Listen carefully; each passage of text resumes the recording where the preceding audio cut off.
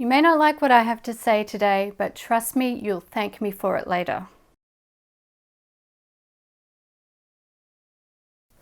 Before I get started, I would just like to take a moment to ask you to subscribe, like this video, share this video, and don't forget to click the bell notification so that you are notified every time I post a new video like this. I have a blog post associated with this video. The link will be in the description below, and it will include lots of extra links and information associated with this video. So make sure to check that out as well. Why am I doing another yarn video? Well, it's because it is such a massive issue for new weavers. The yarn that you choose for your first 1, 2, 3 projects can make or break you as a weaver. It's that important. There are so many yarn choices out there, it's really hard to know where to start. If you haven't seen my Choosing Yarns videos, there are a couple of them together. I'll put the link up in the top right hand corner now. Usually when I'm talking about yarn, I'm recommending specific yarns to weavers, but today I'm going to do the exact opposite. I'm going to talk about 3 yarns that I think new weavers should never use. Why I know about these 3 particular yarns is because of the barrage of emails and messages that I receive every day from new weavers who have found themselves in a complete pickle and are ready to throw their looms out the window. And so much of the time, the problem is associated with the yarn that they chose to start with. I hear weavers saying things like, maybe weaving's not my thing, or should I cut my project off the loom? It doesn't have to be like that though, and I'm here today to help you to understand which yarns to avoid and why. I want you to consider your first few projects, whether it's over the first few weeks, the first few months, or the first couple of years of your weaving experience, as a kind of honeymoon experience. You can choose to make it a positive or a negative experience based on having a little bit more knowledge. You don't want to spend your first weeks bickering and complaining and feeling bitter because you've made some wrong choices to begin with. You want to find yarns that are going to work with you and make it a pleasant, easy and enjoyable experience. And then of course you'll want to keep on weaving. All right, you're probably itching to know what these 3 yarns are. So let's start with yarn number 1. This is Anna. She's a doll. I made this doll for my youngest daughter's first birthday, and she's nearly 11 now. So this doll is about 10 years old. She's looking all right for her age, I think. If you don't know, I used to actually be a doll maker and I sold my dolls on Etsy. I made Waldorf style dolls with natural materials. So they're stuffed with clean carded wool. The skin is made of cotton tricot and the hair is made from mohair.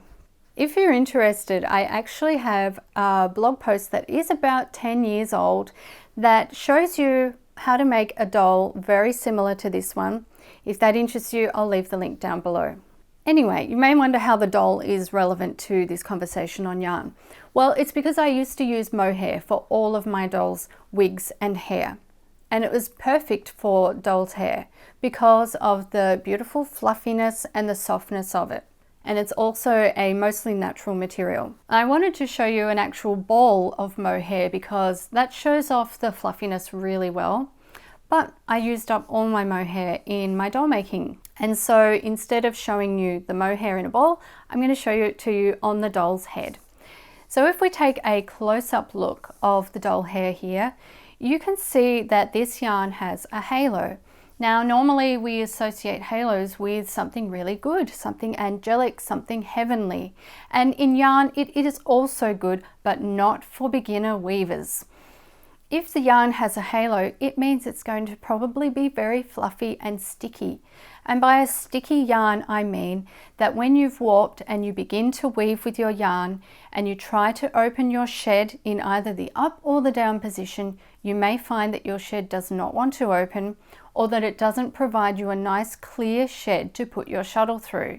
And that's because these fibers cling to each other, and especially when you move them by each other, as they'll be moving by each other when you change sheds, they will just stick to each other, making it really difficult and in some cases impossible to weave with. There are a couple of tricks you can use to try and tame your mohair if you've already got it on the loom, and that is You can use a hairspray to try and tame down the static a little bit. A damp mister may help as well. And you can also grab a pickup stick, and when you open up your shed, clear out each shed with the pickup stick. But as you can imagine, that's going to take a really long time. It's not going to make for a fun weaving experience. And if you don't have a lot of experience, especially if it's your first project, you may feel like you're going insane. And we definitely don't want that. So avoid mohair altogether if you're a new weaver. All right, let's look at the next yarn to avoid.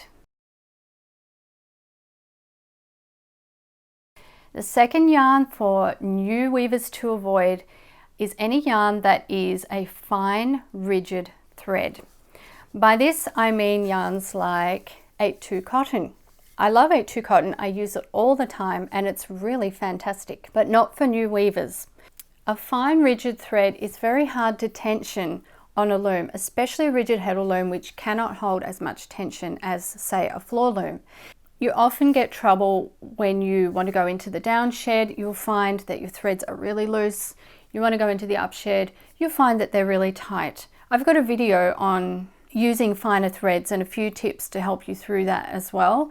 And I'll put a card to that up in the right hand corner right now. But the point is, don't use these for your first couple of projects, at least until you feel confident, until you know your loom better. These don't stretch at all, so they're not what I call forgiving yarns. They're yarns that demand that you work with them rather than they work with you. I guess you could say that they're a little bit stroppy. But still love them. These types of yarns will be identifiable by, first of all, their thinness, and they usually come on a cone rather than in a ball. Another reason that I don't recommend using this type of yarn when you're starting out is because they're so thin, they take a long time to warp and then a long time to weave. And I think it's really important for newer weavers to have a very achievable time frame for their first couple of projects. You don't want your first project to take forever. That is so off-putting. You want something that's going to be finished within a reasonable amount of time, and so that you can feel excited about starting your next project and using all of the things that you've just learned. So a thicker yarn is way preferable in that respect. Let's talk about the third yarn that I don't recommend for new weavers.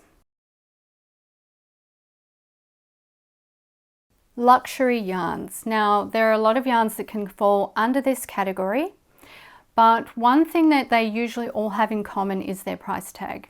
These are really expensive yarns and ones that you would want to save for a special project. Now, I know there are some weavers who get really inspired when they see a gorgeous yarn, and also other weavers who want to start with a really high quality, beautiful yarn for their first project. But trust me, that is a mistake. Number one, they're often what I would call sort of fussy yarns. And number two, you're going to be so stressed if things aren't going right about the money that you spent on that yarn for the project that you're not going to enjoy it at all. And that once again, it may put you off weaving. Okay, so I'm going to give a couple of examples of luxury yarn. Here is one I've got a skein of, Baby Alpaca. It's absolutely beautiful. To hold to your cheek, I would say it's one of the softest yarns that you can come by.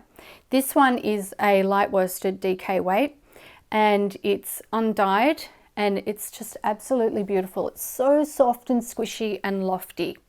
But once again, if you take a close-up look, you can see that it does have a halo and it is a little bit of a sticky yarn. Nowhere near as bad as mohair, but it's still going to make problems for you if you use it too soon. It's also slightly slippery on the loom. You may end up with some unwanted gaps in your weaving. So this is definitely a fussy yarn and one that I would avoid to start with. Other yarns that come under this category are ones like Angora, cashmere, and anything with possum fur in it. Another typical luxury yarn is silk. Silk is absolutely gorgeous to use, but not for your first projects. First of all, silk is exorbitantly expensive, and you can check the prices on my blog if you don't believe me. These cones of silk I did not order until I had many years of weaving experience under my belt, and I had a special project in mind for them. So I was confident in the investment that I made in these yarns, that I was going to weave something beautiful, and I did. I wove 2 beautiful scarves with these, and I was really, really happy with them, and it all went very smoothly because I had the experience. Another thing that you'll notice about this yarn, this silk, is this is extremely fine. This is similar in weight to a sewing thread, and it requires a lot of patience to warp and weave with this. It also takes a lot of time to weave with it. You're building up very thin wefts at a time. Now, I said that I was only going to talk about yarns that you shouldn't use, but I know that someone's going to ask me, so I might as well cover it. What yarns would I recommend the most for new weavers? Well, in my Woe to Go Beginners Rigid Heddle Loom class on my online weaving school, I'll leave a link to that down below, highly recommended class, we use sugar and cream yarn. It's readily available, it's very thick, and it's very cheap. And it's also, even though it's a cotton, and I said before that cottons are rigid yarns, and they are, it has a lot of plies, so it's a little more forgiving than, say, your 8/2 cotton is. It weaves up really fast, and I think it's a great yarn to start with. But my all-time favorite for new weavers is a wool. I use a superwash wool. I use it in DK, light worsted, and that is Australian 8-ply weight. It is a fantastic weight to start with. It will match your 7.5 or 8 dent Heddle that your loom came standard with, so it's great in that respect. It's economical, and it has elasticity so that it's very forgiving. It's the sort of yarn that really wants to work with you. Let's say it's eager to please, and that's the sort of yarn that you want to start with, because in that way you have half the battle won already. I also like to use a superwash wool because then when it comes to the wet finishing, you don't have to worry about any possible felting or anything unless that's something that you are going after.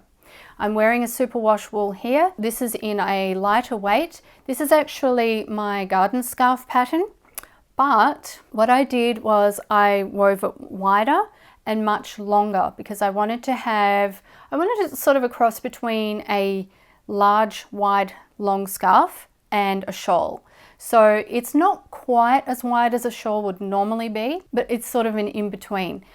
And today I've got it crossed over and twisted around, and I've tied it at the back, and it's very comfortable to wear like this, and it's really warm and cozy because it is winter here in Australia. I'll leave the link to the Garden Path scarf pattern down below, and I do actually have some kits available with this color. I haven't been selling kits for a little while because of the virus and because of all the postal issues. I'm hoping to get them back up and running again soon, but if you are interested in purchasing a kit, I have this color, I have a bunch of other colors as well. You can let me know and we'll work something out. I hope you really enjoyed this video today, and mostly I hope that it was helpful and useful to you. If I can save one weaver a lot of stress and anxiety by choosing the correct yarns for their first projects, then it's worth doing this. So tell me, have you had this experience with using a difficult yarn for your first project or your first few projects? Have you had an absolute disaster experience because of the yarn? And how did the experience end up? Let me know about it in the comments down below, and then we can let everybody else know about the right yarns to avoid as well, if there are more that I haven't covered. Don't forget to check out the companion blog post to this video, and I will link to that down below. Thanks so much for joining me. As always, I love spending time with you, and until next time, happy weaving.